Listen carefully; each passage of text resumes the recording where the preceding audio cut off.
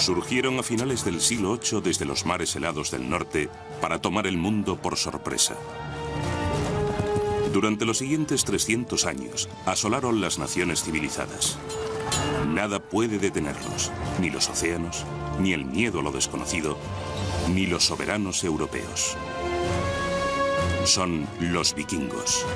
Y tras su leyenda bárbara se esconde una realidad incluso más espectacular. Exploradores, colonos y mercaderes, los vikingos atacan atravesando el mar en busca de botín y riqueza legítima. Desde las costas de Norteamérica hasta los mercados de Bagdad, abren las fronteras a un asombroso cambio social, político y económico.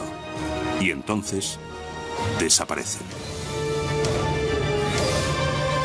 Bárbaros, vikingos.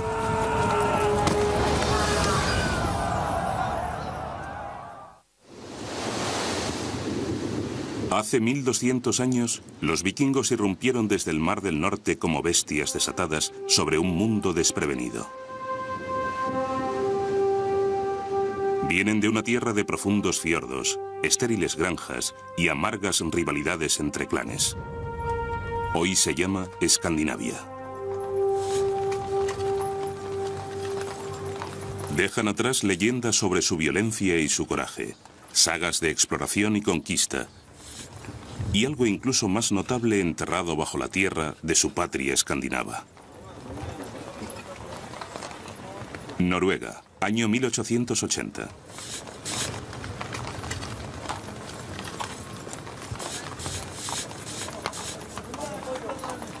Unos arqueólogos noruegos hacen un descubrimiento extraordinario, abriendo una ventana al pasado y desvelando por primera vez cómo vivían y morían de verdad los vikingos. Fue asombroso.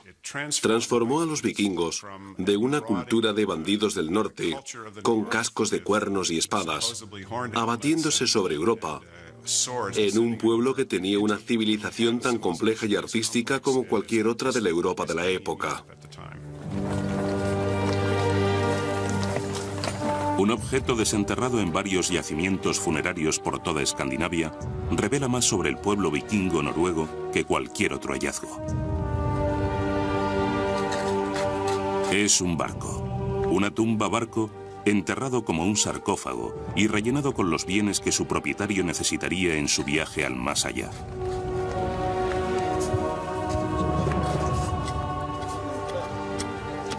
La única forma de trasladarse de un sitio a otro era en barco, y diseñaron unos barcos maravillosos. Cuando empezaron a excavar por primera vez, no podían creerse que aquellos barcos extraordinarios navegaran de verdad y fueran maravillosamente seguros para la navegación, muy manejables. Y además tenían un calado de menos de 10 centímetros y podían remontar ríos. Una de las cosas maravillosas que hacían los vikingos muy a menudo con los grandes personajes era enterrarlos en sus barcos con toda su impedimenta, porque creían que la muerte significaba un viaje. Se metían en el barco todas las pertenencias que uno podría necesitar en la vida eterna y se enterraban. Así que está todo muy bien conservado. ¿Quiénes eran esos misteriosos bárbaros con sus elaborados enterramientos? ¿Qué les llevó a convertirse en la maldición de la Edad Oscura? Es finales del siglo VIII en las tierras altas de Noruega. Tenemos algunas indicaciones de cómo era la vida para los vikingos antes de que se hicieran a la mar y empezaran sus ataques. Tendían a ser un pueblo sedentario, orientado a la agricultura, y que estaban bastante organizados alrededor de aldeas o clanes de algún tipo, probablemente de origen familiar, aunque no estamos seguros de ello. Solían tener jefes que gobernaban esos pequeños grupos y a veces guerreaban entre ellos. El clima era más frío que en el resto de Europa. El tiempo a veces podía ser brutal. Probablemente era difícil permanecer con vida, y es algo importante a tener en cuenta. En la aurora de la era vikinga, la granja familiar es la unidad económica base de la vida noruega. Como granjeros y pastores, siembran grano y hortalizas durante las cortas estaciones de cultivo y dependen mucho del ganado. La paz en las tierras del norte está a punto de acabar. La población vikinga en expansión incrementa la demanda de tierra fértil. La tensión se hace insostenible. Inevitablemente se desata la violencia entre los clanes vikingos. Los más fuertes atacan a los débiles.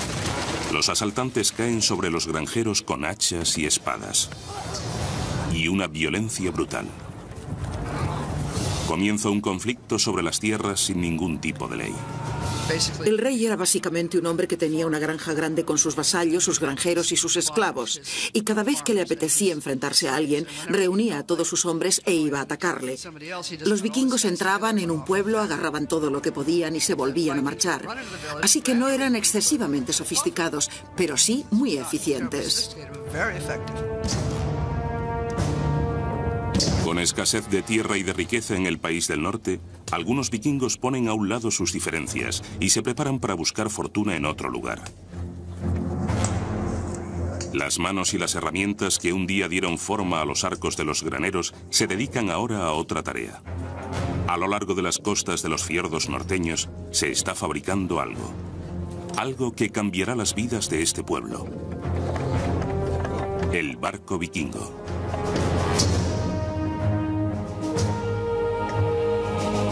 Estas naves extraordinarias de diseño revolucionario darán un nuevo rumbo a la historia y lanzarán una ofensiva que dominará Europa y ultramar en los 3 siglos siguientes.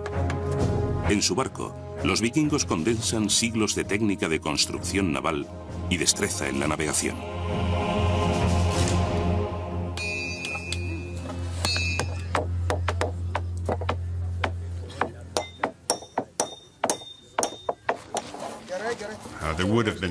Sin el barco vikingo no habría habido vikingos. Es la evolución de esa tecnología la que les permitió dejar huella en la historia. Con el tiempo, aprendieron a construir barcos lo bastante fuertes para navegar por el Atlántico Norte y para recorrer largas distancias. Se podía fabricar uno de esos barcos en un mes o 6 semanas, y el diseño era siempre exactamente el mismo. Hacían el barco más ancho si navegaban por aguas tranquilas, y tan hondo como les hiciera falta cuando navegaban por el océano abierto. Cuando necesitaban un barco de ataque que pudiera remontar los ríos de Rusia a Europa, un barco que penetrara en el corazón del continente, podían utilizar el mismo diseño y la misma técnica, pero en una versión de menor tamaño. Eran tan ligeros que se podían transportar porteándolos, se podían remolcar por los ríos y navegar a vela. Ese era uno de sus rasgos importantes, porque sus barcos eran rápidos como un rayo y no había nada que pudiera atraparlos. Ya no se trata de una nave costera como muchas de las del Mediterráneo. Podían saltar de Noruega a Escocia, y de las Islas Fero a Islandia, y de Islandia a Groenlandia, atravesando mares abiertos que eran tan peligrosos que los barcos costeros ni siquiera lo intentaban. A los vikingos no les daba miedo y tenían la tecnología para llevarlo a cabo. El resultado, un barco con poca resistencia al agua y una alta adaptabilidad, una maravilla tecnológica para su época.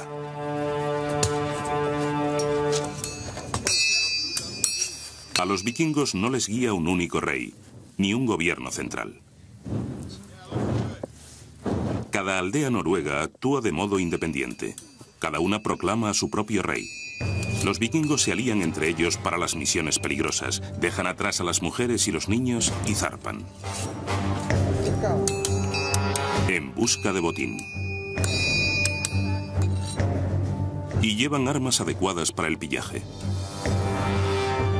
Entre las primeras víctimas de sus incursiones están los monjes de Lindisfarne, en la costa inglesa, en junio del año 793.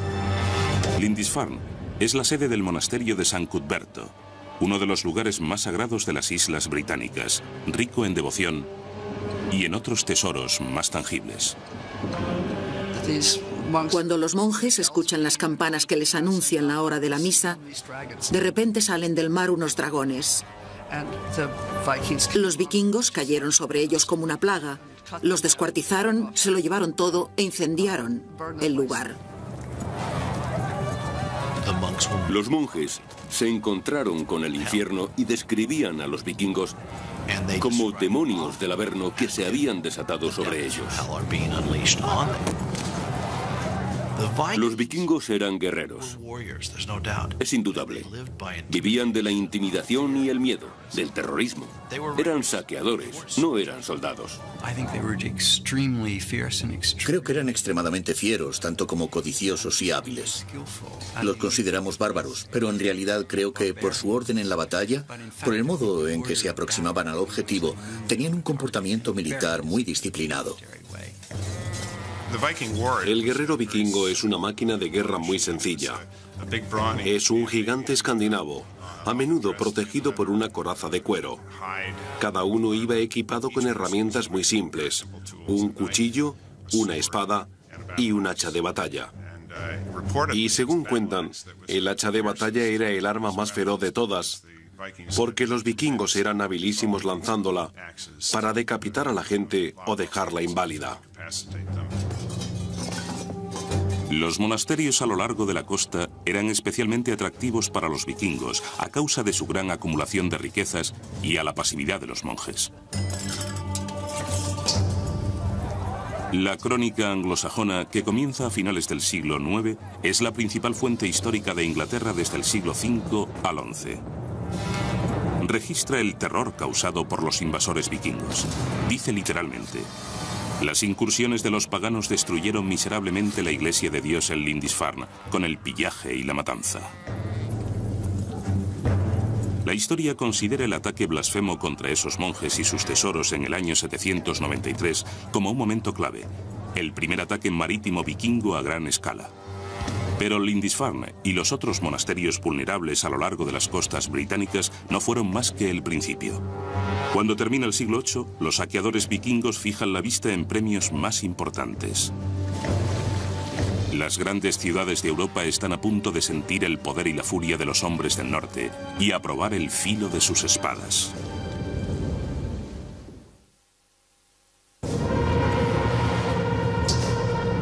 Los vikingos partieron de Escandinavia con el pillaje como objetivo. El ataque a Lindisfarne del año 793 desencadena un infierno de barbarie vikinga que amenaza extenderse a toda Europa. A mediados del siglo IX, unos 50 años después de Lindisfarne, ya se ha corrido la voz sobre las riquezas al alcance en Europa. Familias noruegas, pueblos y comunidades enteras se agrupan para construir barcos. Planean mejorar su nivel de vida a costa de las gentes ingenuas del otro lado del mar. Los españoles que más tarde llegaron a América buscaban oro, pero los vikingos buscaban plata.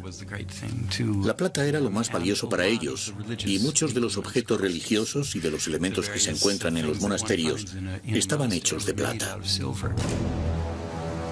Las facciones vikingas zarparon cruzando el mar sin un jefe único que los dirigiera. Sus flotas agrupaban a veces montones de barcos.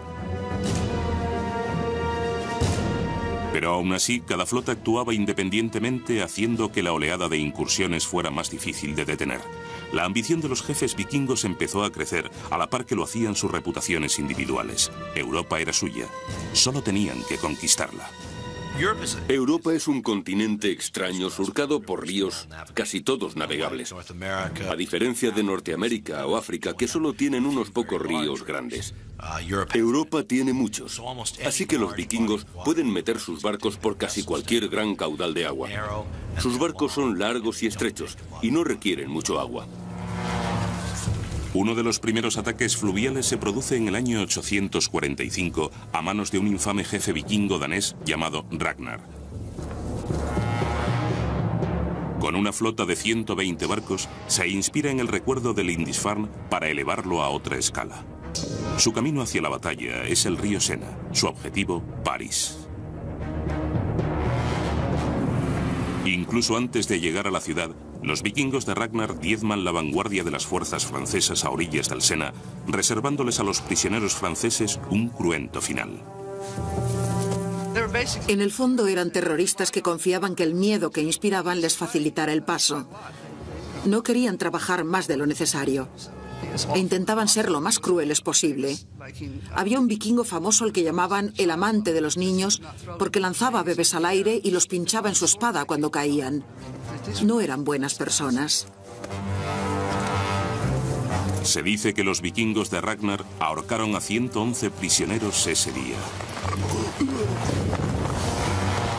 Un monje local llamado Enmentario describe el asalto vikingo y la devastación que le sigue durante décadas a lo largo de los ríos Sena y Loira y más allá.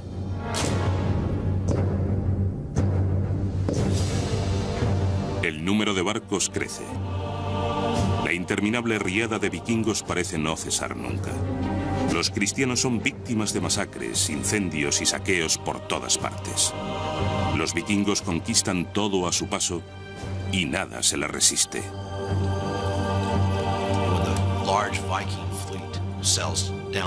Cuando la gran flota vikinga navega por el Sena hasta París, la gran ciudad está bien defendida. El rey de Francia, que residía en París, decidió sobornarles en vez de sufrir la posible destrucción que resultaría del enfrentamiento. El rey de Francia, Carlos el Calvo, le paga a Ragnar casi 6 toneladas de plata y oro para que los saqueadores se vayan y no regresen jamás. Pero produce el efecto contrario.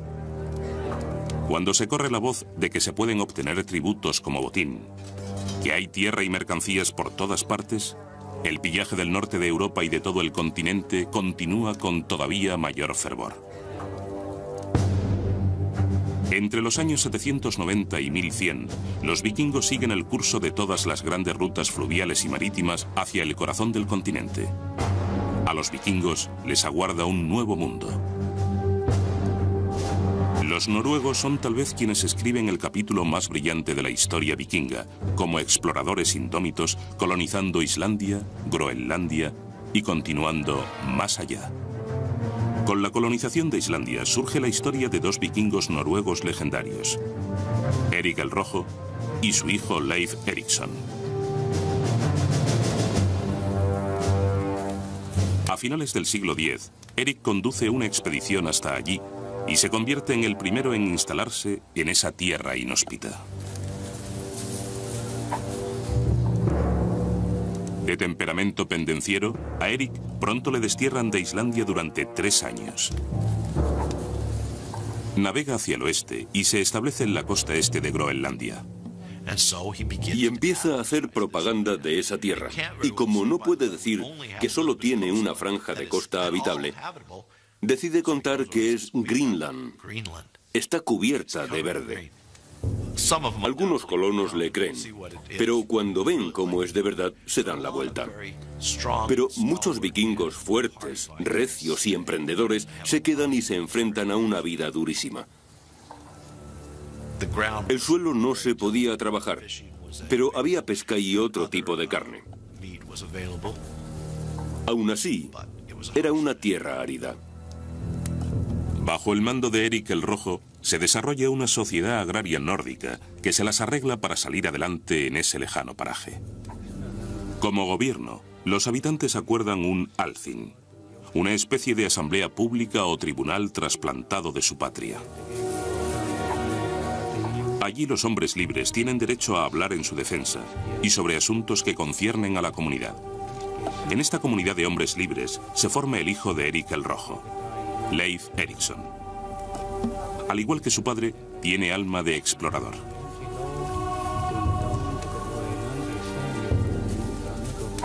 En el año 1000, zarpa de Groenlandia.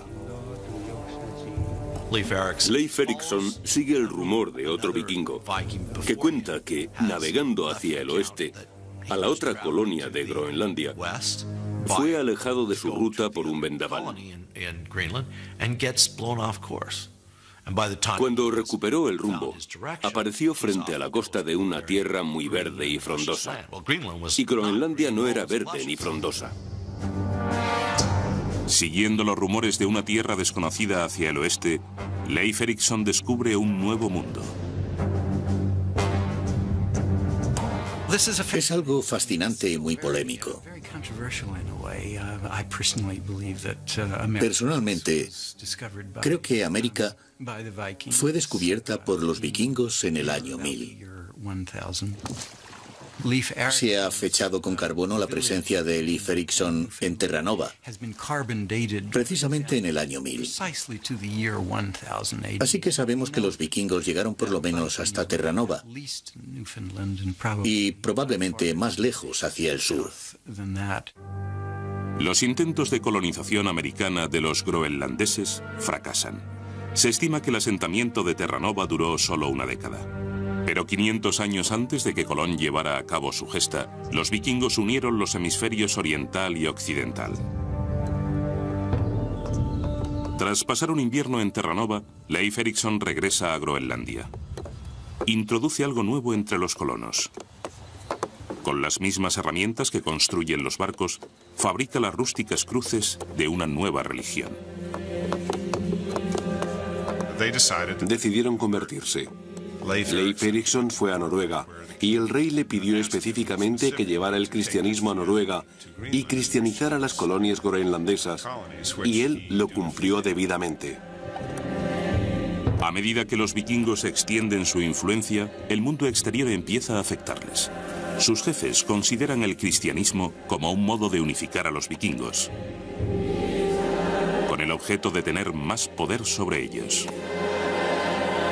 En la aurora del siglo XI, 200 años después del ataque de Lindisfarne, los hombres del norte siguen sin tener un solo rey, ni sentido de la solidaridad.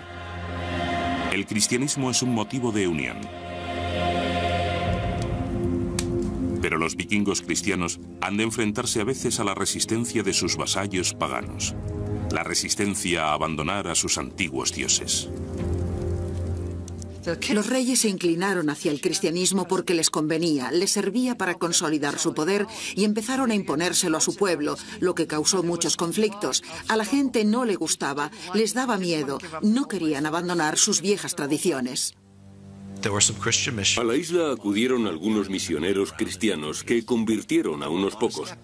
Pero había muchos escépticos y en una ocasión decidieron hacer una prueba con sus deidades paganas, con el representante de esas deidades que se conocía como Berserker, un hombre que estaba loco, por decirlo de un modo agradable.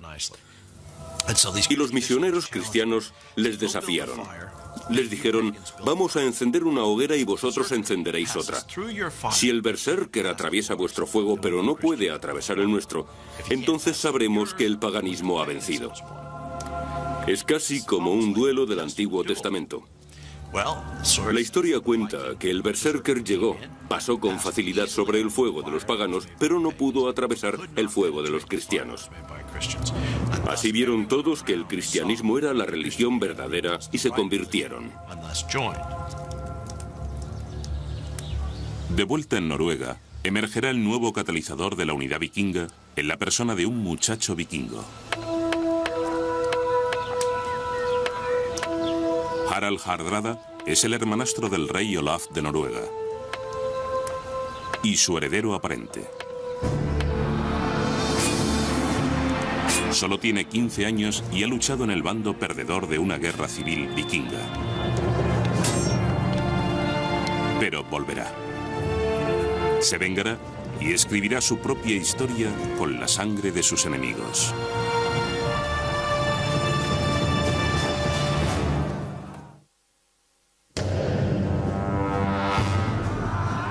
Los vikingos se extienden por Europa como una plaga asesina.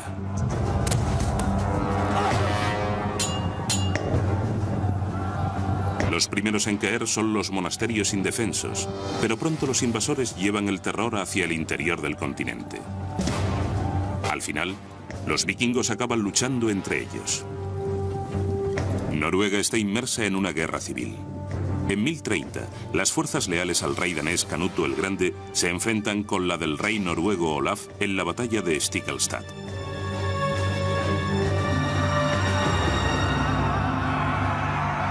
Entre las cenizas de la lucha fratricida que ensangrienta la tierra y el alma de Noruega, se alza un joven guerrero, Harald Hardrada, hermanastro y heredero del rey Olaf. A mediados del siglo XI, cuando Harald se hace adulto, desarrolla la ambición de guiar y unificar a Noruega. Pero primero tiene que adquirir el poder para llevarlo a cabo. Harald era un personaje interesante. Empieza su reinado vikingo siendo muy joven. A los 16 años, resulta herido en la batalla que al final acabará con la vida de su hermanastro el rey y se ve obligado a huir. Harald Hardrada se enfrenta al exilio en las tierras lejanas del norte. Se dirige a Suecia, luego finalmente a Kiev, una floreciente ciudad comercial en lo que hoy es Ucrania. En 1031 sigue la ruta de los vikingos suecos, que habían establecido centros de comercio en los 2 siglos anteriores para acceder a las exóticas mercancías de Oriente. Los suecos llegaron como salvajes saqueadores, pero se quedaron para convertirse en mercaderes cosmopolitas. Mediante el comercio, Kiev conecta el mundo escandinavo con el extenso universo de Oriente, un aspecto que no pasa desapercibido para Harald. Cuando se encuentran tesoros de esta época, hay monedas de todo el mundo. Han encontrado estatuillas de Buda en las ruinas de Hedevi. Tales eran los contactos de ese pueblo. Eran más importantes como comerciantes que como saqueadores. Es en esta encrucijada de cultura y comercio donde Harald se da cuenta de que sin un mercado para su botín, su poder es limitado. Una lección que pronto pondrá en práctica. Los vikingos llevaban viviendo del comercio cientos de años. Cuando saqueaban un monasterio y cogían un montón de copas y manuscritos, no se los llevaban a casa. ¿Para qué les servían? Tenían que ir a otro sitio y cambiarlos por algo que les interesara. Pero las mercancías materiales son solo una parte del comercio. Los vikingos también comercian con carne humana. Como tratantes de esclavos, comercian con los hombres y mujeres que capturan en sus incursiones. En esa época las mujeres morían al dar a luz en porcentajes muy altos, así que había una demanda constante de suministro de mujeres. Capturaban a las chicas, se las llevaban para violarlas y luego las transportaban a mercados de esclavos donde las vendían. Pero a pesar de las lecciones económicas de Kiev, Harald no había llegado tan lejos solo para probar fortuna con el comercio. Su corazón de vikingo le latía con fuerza. También tenía que vestir el manto de guerrero y aprender las destrezas que le harían rey. Hacia 1038, Harald ha ganado confianza y está hambriento por un botín. Es el jefe de una fuerza de élite de mercenarios vikingos. Combate insurrecciones por todo Oriente, a sueldo de gobernantes extranjeros, acumulando riqueza y poder mientras se prepara a regresar a Noruega para apoderarse de la corona. En Sicilia, Harald demuestra su legendaria creatividad. El mandato militar de Harald no se caracteriza por una especial valentía, sino por una avezada astucia. Una importante virtud vikinga es que vale más actuar con habilidad que partirle la cabeza a la gente. Una de sus tácticas era que cuando llegaba a una ciudad y la asediaba, hacía que capturaran a los pájaros que entraban y salían de ella y les ataba una ramita ardiendo, untada en brea, antes de volver a soltarlos. Los pájaros volaban de regreso a sus nidos, entre la paja de los tejados, y la ciudad se prendía fuego. Entonces tomaba la ciudad. En la saga del rey Harald, el historiador islandés del siglo XIII, Snorri Sturluson, describe la efectividad del plan para conquistar Sicilia. Entonces, toda la gente salió de la ciudad implorando misericordia. La mismísima gente que había estado gritando durante días insultos desafiantes contra el ejército y su jefe. Harald perdonó la vida de todos aquellos que suplicaron clemencia y se apoderó de la ciudad. Después de 15 años, el astuto Harald se ha hecho con la reputación y la fortuna que necesita para reclamar su derecho legítimo a la corona de su patria dividida.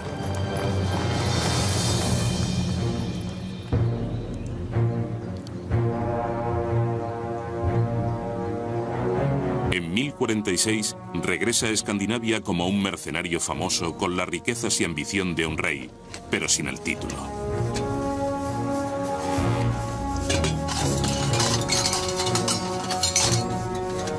como siguiente en la línea de sucesión al trono de Noruega, está preparado para jugar sus cartas. El problema es que ahora el trono está ocupado por su sobrino. Para poder reclamarlo tiene que negociar un poco. ¿Y qué hace? Es un individuo políticamente muy astuto y naturalmente consigue llegar a un acuerdo con su sobrino para gobernar conjuntamente. El acuerdo funciona. Su sobrino muere en un año. No existe nada que indique que Harald lo hiciera matar, aunque es cierto que surgen acusaciones que apuntan en esa dirección. Harald no las desmiente. Al final está al mando de Noruega. Con la reclamación del trono completada, Harald se dedica a asegurar que su poder no tenga rival. En 1047 se dispone a librarse de todos sus adversarios.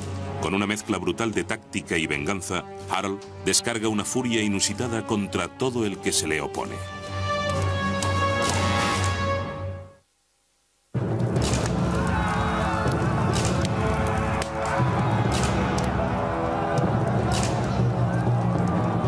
En 1047, después de muchos años de perseguir el poder, Harald Hardrada se convierte en rey de Noruega. Gobierna a los vikingos con mano de hierro. Los hombres de Harald no muestran misericordia al arrasar las granjas y aldeas de quienes se le oponen. Su mensaje es simple: someteos o morid. Por todo el país, los enemigos de Harald pagan el máximo precio por su deslealtad.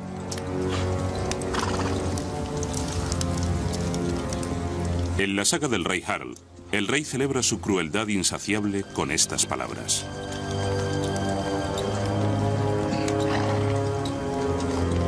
mataré sin compasión y recordaré todas mis matanzas. La traición será erradicada por las buenas o por las malas antes de que me afecte. Los robles de la insurrección crecen de las semillas de la traición.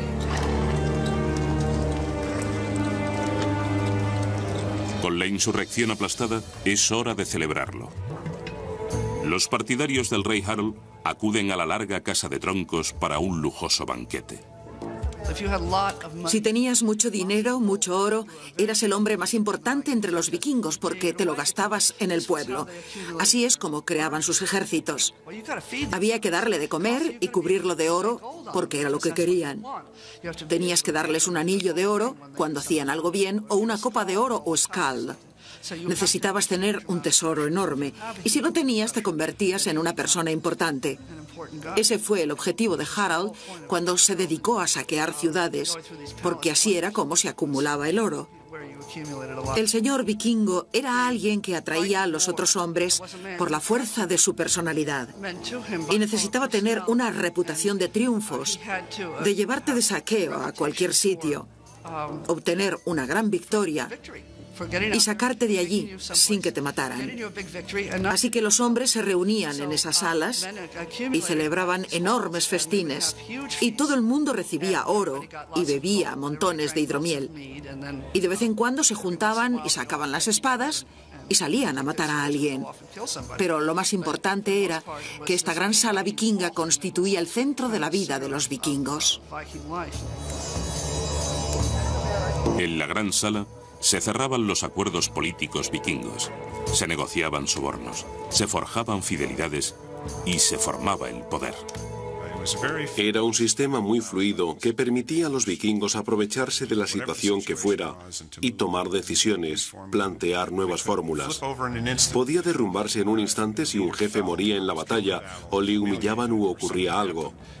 Alguien se levantaría de repente, a menudo decantándose en una dirección totalmente distinta. Con Kiev como modelo, el rey Harald se dispuso a crear un centro comercial importante en una ciudad costera estratégica donde estarían disponibles mercancías de todo el mundo. La ciudad de Oslo, destinada a ser uno de los grandes puertos de la región. El rey Harald sabe que el comercio unirá al pueblo vikingo y les aportará la estabilidad y la riqueza que desean. Los mercados de Oslo rezuman de mercancías de las granjas vikingas, trigo y hortalizas, pieles y telas. Los barcos vikingos traen productos de todo el mundo conocido: especias, oro, tejido, piedras preciosas y esclavos. Se comercia con cristal y cerámica de Alemania, joyas de plata de Francia y monedas de las lejanas tierras de Arabia.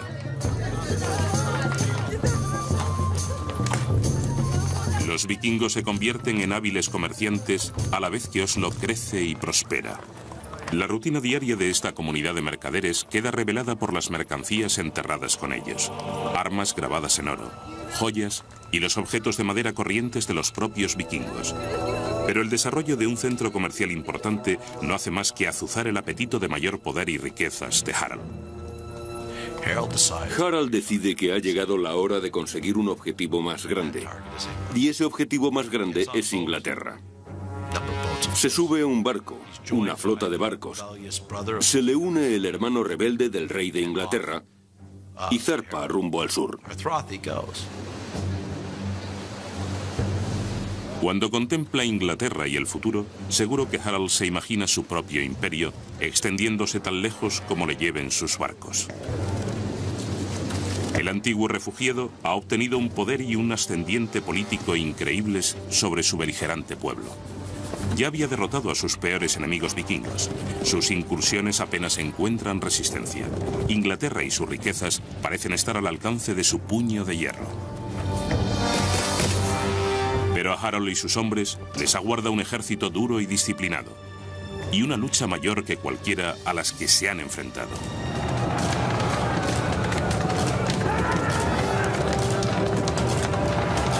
Una lucha que amenazará con deshacer todo lo que se ha ganado.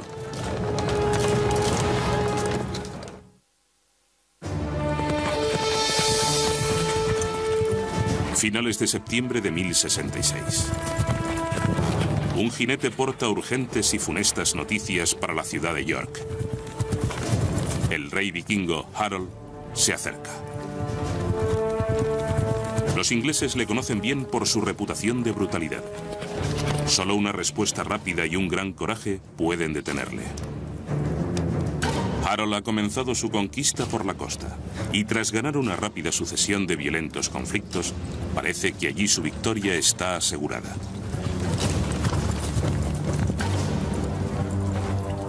York parece dispuesta a rendirse.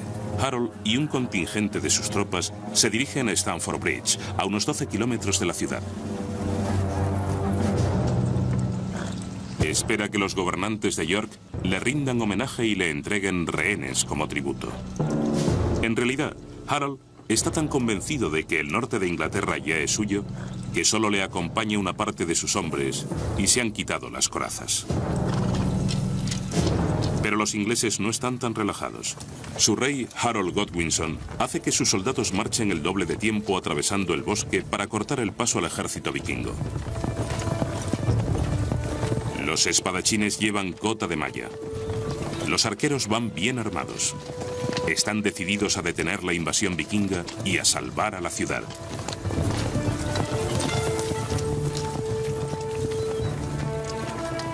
Cuando aparece el ejército inglés, o al menos eso cuentan las sagas, los vikingos se quedan asombrados al ver brillar al sol de mediodía las armaduras del ejército que se les acerca. No saben quién es, pero según se va aproximando lo reconocen. Según la saga del rey Harald, a los vikingos el brillo de las armas les pareció una lámina de hielo. Harald toma una decisión malograda. En vez de retirarse y aguardar a que el resto de sus tropas desembarque, quiere luchar ya.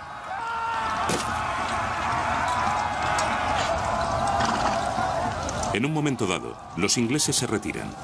Harald presiente la victoria y sus filas rompen la formación.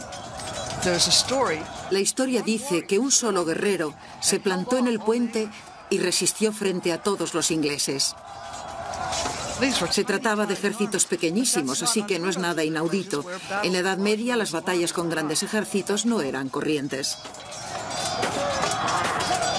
Según la saga del rey Harald, Harald arenga a sus hombres con estas palabras.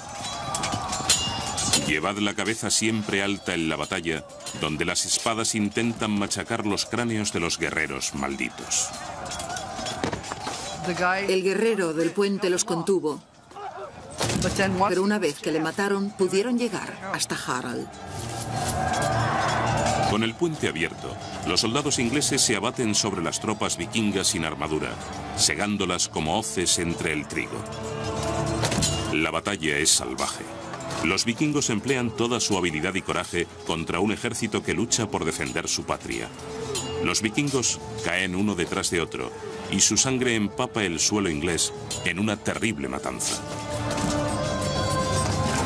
Las sagas vikingas narran la batalla. El corazón afilado por la lucha del jefe no se estremeció. El fuerte rey demostró a todos el mayor coraje en el fragor de la batalla. Su espada sangrienta hirió de muerte al enemigo.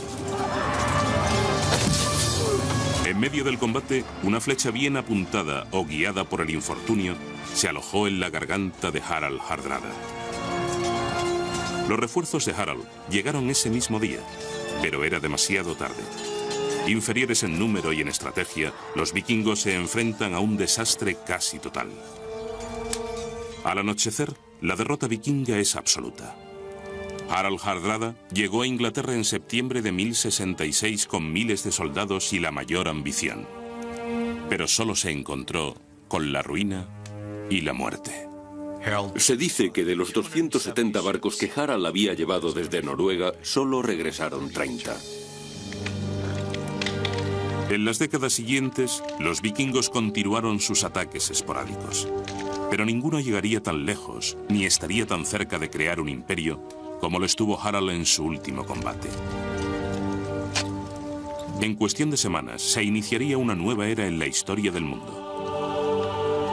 En el momento de la muerte de Harald en 1066, la influencia vikinga había echado raíces profundas en el comercio, la cultura y la historia del mundo. Pero también había sembrado las semillas de su propia destrucción. La asimilación, su absorción por los países que colonizaba y la extensa fuerza unificadora del cristianismo significó su fin tanto como cualquier derrota en una batalla. La historia de Europa cambia esencialmente. La tierra de los Rus, que eran vikingos, ahora es Rusia. La tierra de los normandos u hombres del norte, que eran vikingos, ahora es Normandía. Al final, los normandos conquistan Inglaterra y su legado forma parte de la historia de Europa. Como guerreros, como colonos, como exploradores y comerciantes, los vikingos fueron agentes de una extraordinaria transformación social y política que promovió el crecimiento económico global, el fortalecimiento de Europa, el desarrollo de las identidades nacionales, adelantos en la construcción naval, la navegación y más. Sus brutales ataques les confirieron a los vikingos la reputación de bárbaros. Pero en su búsqueda de una oportunidad, del poder y la riqueza, los vikingos no destruyeron la civilización occidental. La enriquecieron, tal vez para siempre.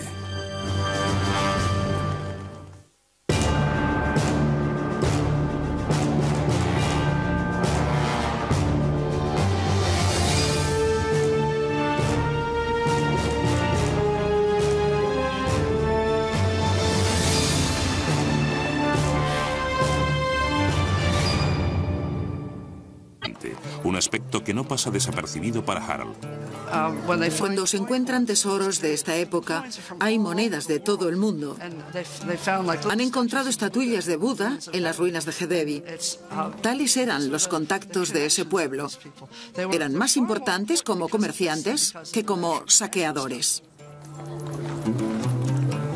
Es en esta encrucijada de cultura y comercio donde Harald se da cuenta de que sin un mercado para su botín, su poder es limitado. Una lección que pronto pondrá en práctica. Los vikingos llevaban viviendo del comercio cientos de años. Cuando saqueaban un monasterio y cogían un montón de copas y manuscritos, no se los llevaban a casa. ¿Para qué les servían? Tenían que ir a otro sitio y cambiarlos por algo que les interesara. Pero las mercancías materiales son solo una parte del comercio. Los vikingos también comercian con carne humana. Como tratantes de esclavos, comercian con los hombres y mujeres que capturan en sus incursiones. En esa época las mujeres morían al dar a luz en porcentajes muy altos, así que había una demanda constante de suministro de mujeres. Capturaban a las chicas, se las llevaban para violarlas y luego las transportaban a mercados de esclavos donde las vendían. Pero a pesar de las lecciones económicas de Kiev, Harald no había llegado tan lejos solo para probar fortuna con el comercio. Su corazón de vikingo le latía con fuerza. También tenía que vestir el manto de guerrero y aprender las destrezas que le harían rey. Hacia 1038, Harald ha ganado confianza y está hambriento por un botín. Es el jefe de una fuerza de élite de mercenarios vikingos. Combate insurrecciones por todo Oriente, a sueldo de gobernantes extranjeros, acumulando riqueza y poder mientras se prepara a regresar a Noruega para apoderarse de la corona. En Sicilia, Harald demuestra su legendaria creatividad. El mandato militar de Harald no se caracteriza por una especial valentía, sino por una avezada astucia. Una importante virtud vikinga es que vale más actuar con habilidad que partirle la cabeza a la gente.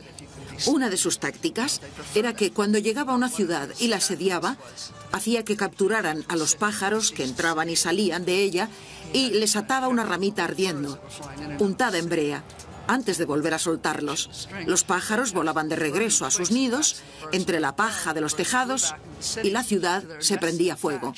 Entonces tomaba la ciudad. En la saga del rey Harald, el historiador islandés del siglo XIII, Snorri Sturluson, describe la efectividad del plan para conquistar Sicilia. Entonces, toda la gente salió de la ciudad implorando misericordia. La mismísima gente que había estado gritando durante días insultos desafiantes contra el ejército y su jefe. Harald perdonó la vida de todos aquellos que suplicaron clemencia y se apoderó de la ciudad. Después de 15 años, el astuto Harald se ha hecho con la reputación y la fortuna que necesita para reclamar su derecho legítimo a la corona de su patria dividida.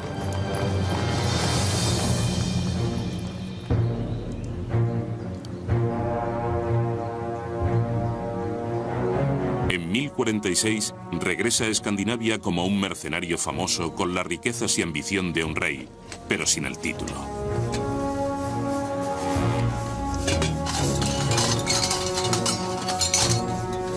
Como siguiente en la línea de sucesión al trono de Noruega, está preparado para jugar sus cartas. El problema es que ahora el trono está ocupado por su sobrino. Para poder reclamarlo tiene que negociar un poco. ¿Y qué hace? Es un individuo políticamente muy astuto y naturalmente consigue llegar a un acuerdo con su sobrino para gobernar conjuntamente. El acuerdo funciona. Su sobrino muere en un año. No existe nada que indique que Harald lo hiciera matar, aunque es cierto que surgen acusaciones que apuntan en esa dirección. Harald no las desmiente. Al final está al mando de Noruega. Con la reclamación del trono completada, Harald se dedica a asegurar que su poder no tenga rival. En 1047 se dispone a librarse de todos sus adversarios. Con una mezcla brutal de táctica y venganza, Harald descarga una furia inusitada contra todo el que se le opone.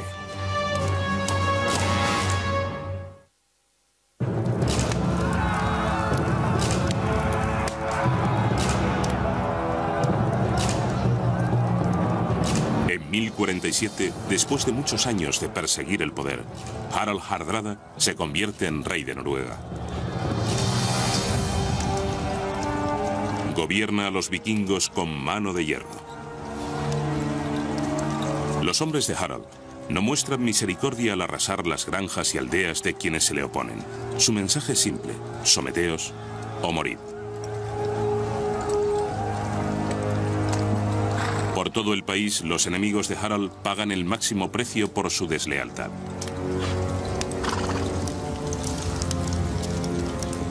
En la saga del rey Harald, el rey celebra su crueldad insaciable con estas palabras: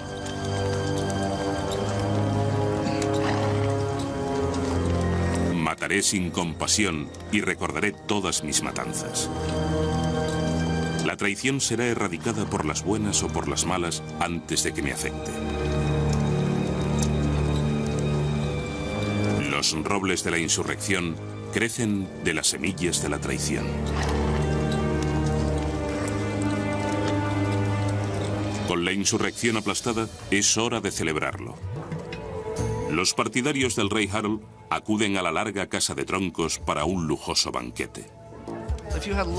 Si tenías mucho dinero, mucho oro, eras el hombre más importante entre los vikingos porque te lo gastabas en el pueblo.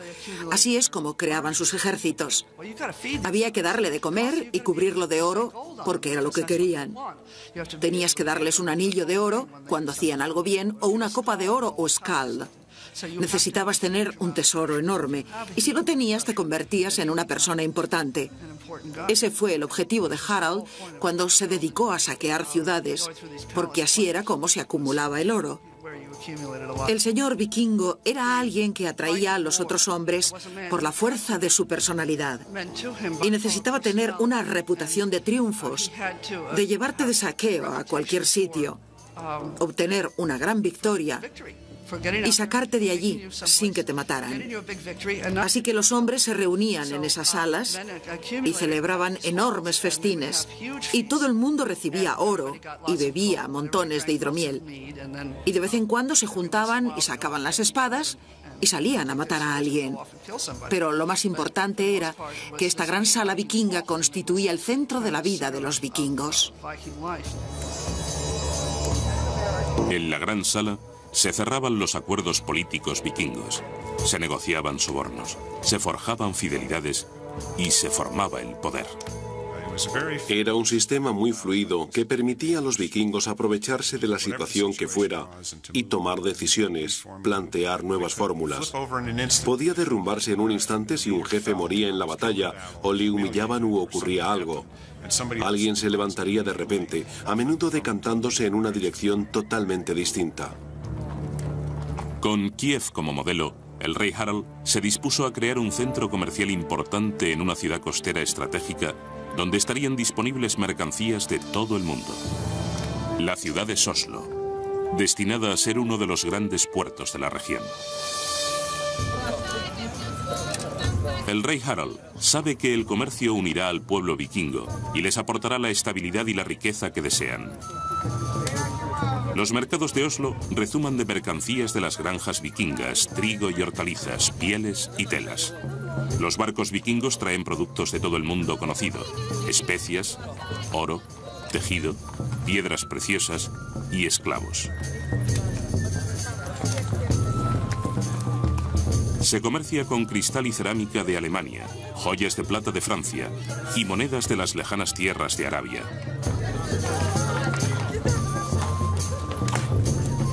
Los vikingos se convierten en hábiles comerciantes a la vez que Oslo crece y prospera. La rutina diaria de esta comunidad de mercaderes queda revelada por las mercancías enterradas con ellos: armas grabadas en oro, joyas y los objetos de madera corrientes de los propios vikingos. Pero el desarrollo de un centro comercial importante no hace más que azuzar el apetito de mayor poder y riquezas de Harald. Harald decide que ha llegado la hora de conseguir un objetivo más grande. Y ese objetivo más grande es Inglaterra. Se sube a un barco, una flota de barcos. Se le une el hermano rebelde del rey de Inglaterra y zarpa rumbo al sur. Cuando contempla Inglaterra y el futuro, seguro que Harald se imagina su propio imperio extendiéndose tan lejos como le lleven sus barcos. El antiguo refugiado ha obtenido un poder y un ascendiente político increíbles sobre su beligerante pueblo. Ya había derrotado a sus peores enemigos vikingos. Sus incursiones apenas encuentran resistencia. Inglaterra y sus riquezas parecen estar al alcance de su puño de hierro. Pero a Harald y sus hombres les aguarda un ejército duro y disciplinado, y una lucha mayor que cualquiera a las que se han enfrentado.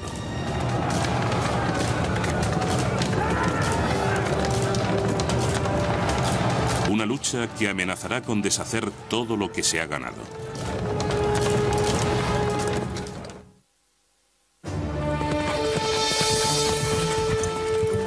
Finales de septiembre de 1066. Un jinete porta urgentes y funestas noticias para la ciudad de York. El rey vikingo Harold se acerca. Los ingleses le conocen bien por su reputación de brutalidad. Solo una respuesta rápida y un gran coraje pueden detenerle. Harold ha comenzado su conquista por la costa y tras ganar una rápida sucesión de violentos conflictos, parece que allí su victoria está asegurada.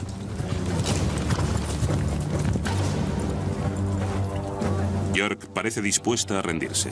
Harold y un contingente de sus tropas se dirigen a Stamford Bridge, a unos 12 kilómetros de la ciudad. Espera que los gobernantes de York le rindan homenaje y le entreguen rehenes como tributo. En realidad, Harold está tan convencido de que el norte de Inglaterra ya es suyo, que solo le acompaña una parte de sus hombres y se han quitado las corazas. Pero los ingleses no están tan relajados.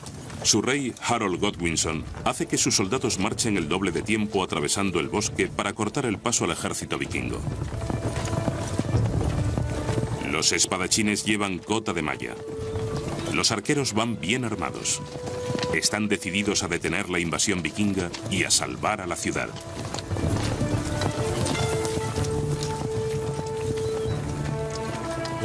Cuando aparece el ejército inglés, o al menos eso cuentan las sagas, los vikingos se quedan asombrados al ver brillar al sol de mediodía las armaduras del ejército que se les acerca. No saben quién es, pero según se va aproximando lo reconocen. Según la saga del rey Harold, a los vikingos el brillo de las armas les pareció una lámina de hielo. Harold toma una decisión malograda. En vez de retirarse y aguardar a que el resto de sus tropas desembarque, quiere luchar ya.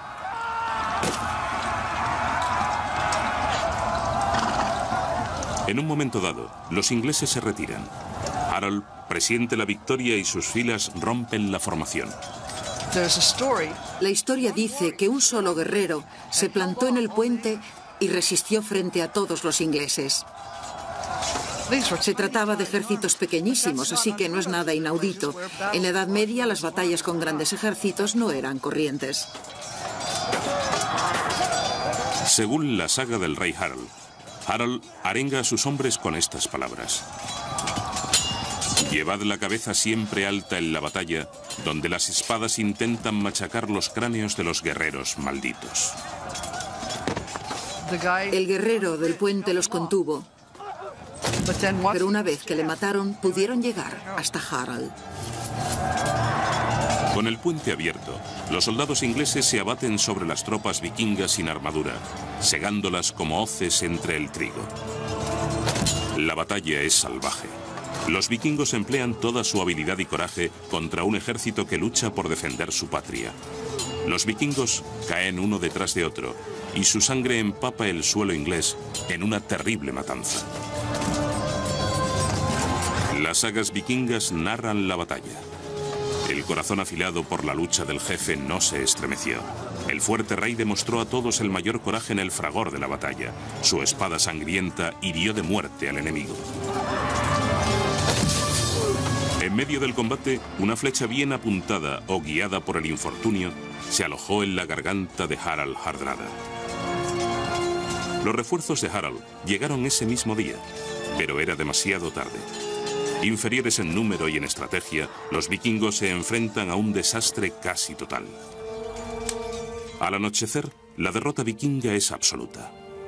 Harald Hardrada llegó a Inglaterra en septiembre de 1066 con miles de soldados y la mayor ambición. Pero solo se encontró con la ruina y la muerte.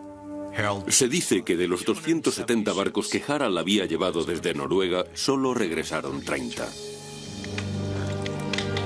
En las décadas siguientes, los vikingos continuaron sus ataques esporádicos. Pero ninguno llegaría tan lejos, ni estaría tan cerca de crear un imperio como lo estuvo Harald en su último combate. En cuestión de semanas, se iniciaría una nueva era en la historia del mundo.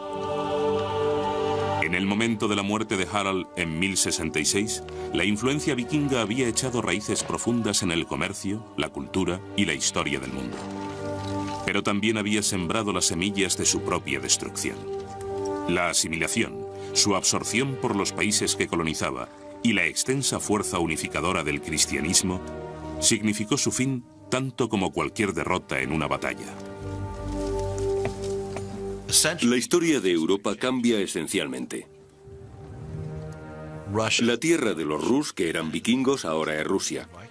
La tierra de los normandos u hombres del norte, que eran vikingos, ahora es Normandía. Al final, los normandos conquistan Inglaterra y su legado forma parte de la historia de Europa. Como guerreros, como colonos, como exploradores y comerciantes, los vikingos fueron agentes de una extraordinaria transformación social y política que promovió el crecimiento económico global, el fortalecimiento de Europa, el desarrollo de las identidades nacionales, adelantos en la construcción naval, la navegación y más. Sus brutales ataques les confirieron a los vikingos la reputación de bárbaros. Pero en su búsqueda de una oportunidad, del poder y la riqueza, los vikingos no destruyeron la civilización occidental. La enriquecieron, tal vez para siempre.